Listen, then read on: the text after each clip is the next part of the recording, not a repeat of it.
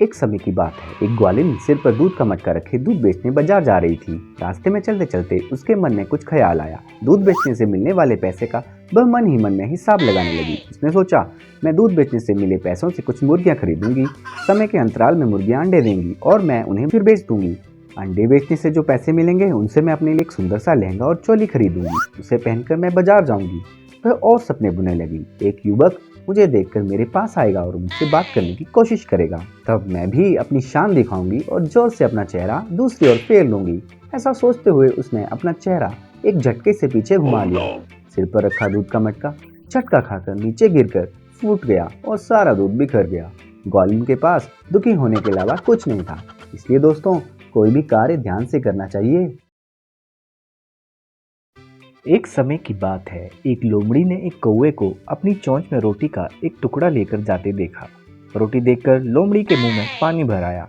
वह रोटी की चाह में कौवे के पीछे गई और कौवे से रोटी झपटने का उपाय सोचने लगी।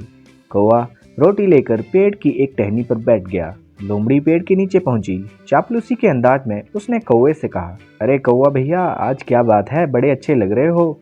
आंखों में नूर है, पंखों में गजब की चमक है। तुम तो पक्षियों के राजा हो, मेरे लिए गाना नहीं गाओगे? कौवा अपनी प्रशंसा सुनकर प्रसन्न हो गया। वो फूला नहीं समा रहा था। इतरा कर गाने के लिए ज्यों ही उसने अपनी चोंच खोली, रोटी का टुकड़ा जमीन पर गिर पड़ा। चालाक लोमड़ी ने उसे झट से उठा लिया और 9 2 11 हो गई। इसलिए दोस्तों, चापलूसों से सावधान रहना चाहिए। एक मछुआरे को बहुत भूख लगी थी। दिन भर नदी किनारे बैठकर मछली पकड़ता रहा, पर उसे मछली नहीं मिली। हाँ, शाम के समय एक छोटी मछली अवश्य हाथ लगी। मछुआरे ने उसे से संतोष करना चाहा, पर मछली बोली, मुझ पर दया करो, मैं अभी बहुत छोटी हूँ, मुझे खाकर तुम्हारा पेट नहीं भरेगा। जल में जाकर मैं शीघ्र ही बड़ी हो जाऊंगी, तब तुम मुझे खा लेना। मछुआरे ने कहा, बड़ी कठिनाई से तुम मेरे हाथ लगी है, बाद का पता नहीं, मैं तो तुझे अभी ही खाऊंगा। इसलिए दोस्तों, बड़े वादे से छोटा लाभ ही भला है। एक नमक बेचने वाला रोज अपने गधे पर नमक की थैली लेकर बाजार जाता था। रास्ते में उन्हें एक नदी पार करनी पड़ती थी। एक दिन नदी पार करते वक्त गधा अचानक नदी में गिर गया। नमक की थैली भी पानी में गिर गई। चूंकि नमक से भरा थैला पानी में घुल गया और इसलिए थैला ले जाने के लिए बहुत हल्का हो गया। इसकी वजह से गधा बहुत ही खुश था। अब फिर गधा रोज वही चाल चलने लगा। इससे नमक बेचने वाले को काफी नुकसान उठाना पड़ता। नमक बेचने वाले को गधे की चाल समझ में आ गई और उसने सबक सिखाने का फैसला लिया। अगले दिन उसने गधे पर एक रुई से भरा थैला लाद दिया। अब गधे ने फिर से वही चाल चली। उसे उम्मीद थी कि रुई का थैला अब भी हल्का हो जाए, लेकिन गीला रुई ले जाने के लिए बहुत भारी हो गया और गधे को नुकसान उठाना पड़ा। उसने इससे एक सबक सीखा। उस दिन के बाद उसने कोई चाल नहीं चली और नमक बेचने वाला खुश था। बिच्छू स्वभाव का उग्र होता है। वह सदैव दूसरों को नुकसान पहुंचाता है। संत स्वभाव से शांत होते हैं। वह दूसरों का कल्याण करते हैं। बरसात का दिन था। एक बिच्छू नाले में तेजी से बहता जा रहा था। संत ने बिच्छू को पानी में बहता देख अपने हाथ से पकड़कर बाहर निकाला। बिच्छू ने अपने स्वभाव के कारण संत को डंक मार दी। डंक के कारण वह फिर से उनके हाथ से छूटा और पानी में गिर गया। संत ने बिच्छू को फिर अपने हाथ से निकाला। बिच्छू ने संत को फिर डंक मारा। ऐसा 2-3 बार हुआ। पास ही वैद्यराज का घर था। वह संत को देख रहे थे। वैद्यराज दौड़ते हुए आए। उन्होंने बिच्छू को एक डंडे के सहारे दूर फेंक दिया। संत से कहा, आप जानते हैं बिच्छू का स्वभाव नुकसान पहुंचाने का होता है, फिर भी आपने उसको अपने हाथ से बचाया। आप ऐसा क्यों कर रहे थे? संत ने कहा, वह अपना स्वभाव नहीं बदल सकता, तो मैं अपना स्वभाव कैसे बदल लूं? इसलिए दोस्तों, विषम परिस्थितियों में भी अपने स्वभाव को नहीं बदलना चाहिए। बहुत समय पहले की बात है, एक गांव में एक किसान रहा करता था। वो बड़ा ही परिश्रमी था। वह अनाज उगाकर उसे बेचकर अपना गुजारा किया करता था। एक बार वो अपने खेत के लिए पानी का स्रोत तलाश कर रहा था। तभी उसे अपने पड़ोसी का एक कुआं दिखाई दिया।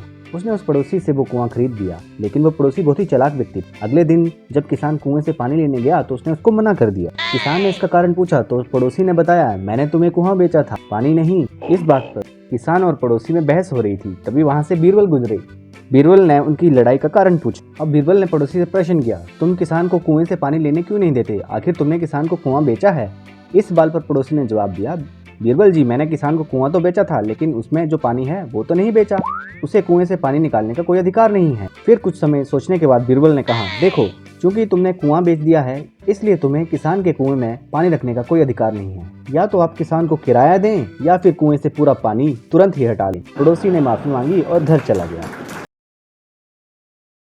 जंगल में रहने वाले सभी पशु पक्षियों की पूंछ बहुत सुंदर थी। चुनमुन बंदर की पूंछ लंबी थी, चुटकी लोमड़ी की पूंछ भी लंबी थी, चंपा चीते की पूंछ धारीदार। पंकु खरगोश चाहता था कि उसकी पूंछ भी लंबी हो।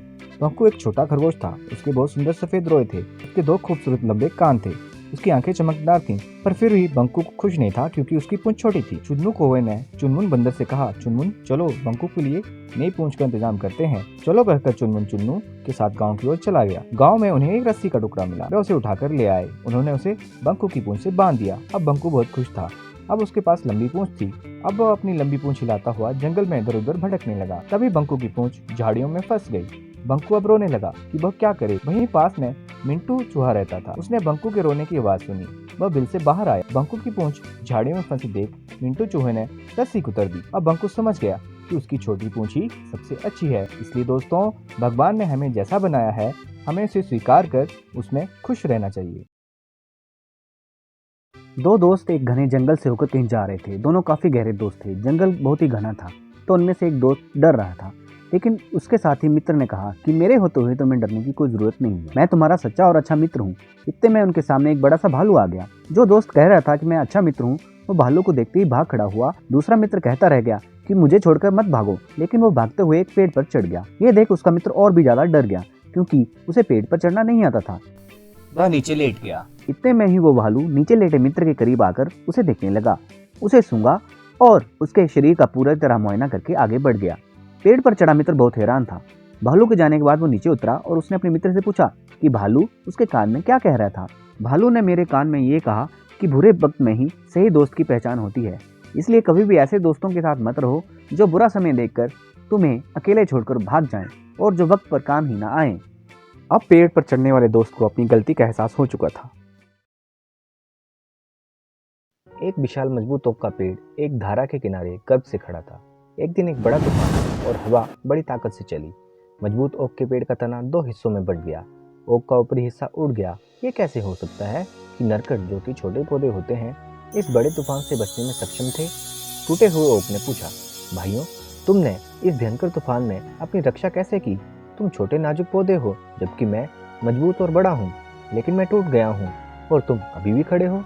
प्लीज मुझे रहस्य बताओ। श्री ओक, आपको अपनी ताकत पर गर्व था ना? तूफान ने आपको तोड़ दिया। आपने उस तूफान के सामने झुकने से इनकार कर दिया, जिसने उसे और अधिक क्रोधित कर दिया। हमारे लचीले तनों ने हमें तूफान के सामने झुकने में मदद की, इसलिए हम सुरक्षित रहे। मैंने अपनी गलती का एहसास किया है भाइयों, ओक ने कहा और नरकट के पौधों के ज्ञान की प्रशंसा की। एक बार 2 स्त्रियां एक बच्चे के लिए झगड़ रही थीं। प्रत्येक स्त्री का ये दावा था कि वो उसका बच्चा है। जब किसी तरह झगड़ा नहीं सुलझा तो लोगों ने उन दोनों को न्यायाधीश के सामने पेश किया। न्यायाधीश ने ध्यानपूर्वक दोनों की दलीलें सुनी। न्यायाधीश के लिए भी ये निर्णय करना मुश्किल हो गया कि बच्चे की असली माँ कौन है। बहुत देर तक न्यायाधीश ने सोचा। आखिरकार उसे एक उपाय सूझा। उसने अपने कर्मचारी को आदेश दिया कि बच्चे के 2 टुकड़े किए जाएं और एक एक टुकड़ा दोनों स्त्रियों को दे दिया जाए। फिर उसके बाद न्यायाधीश का आदेश सुनकर उनमें से एक स्त्री ने धाड़ मारकर रोते हुए कहा, नहीं नहीं, ऐसा जुल्म मत करो, दया करो सरकार, भले ही ये बच्चा इस स्त्री को दे दो, लेकिन मेरे लाल को जिंदा रहने दो। मैं बच्चे पर अपना दावा छोड़ती हूँ। पर दूसरी स्त्री कुछ नहीं बोली, वह चुपचाप ये सब देखती रही। अब चतुर न्यायाधीश को मालूम हो गया था कि बच्चे की असली माँ कौन है। उसने बच्चा उस स्त्री को सौंप दिया जो उस पर अपना दावा छोड़ने के लिए तैयार थी। उसने दूसरी स्त्री को जेल भेज दिया। इसलिए दोस्तों, सच्चाई की हमेशा जीत होती है।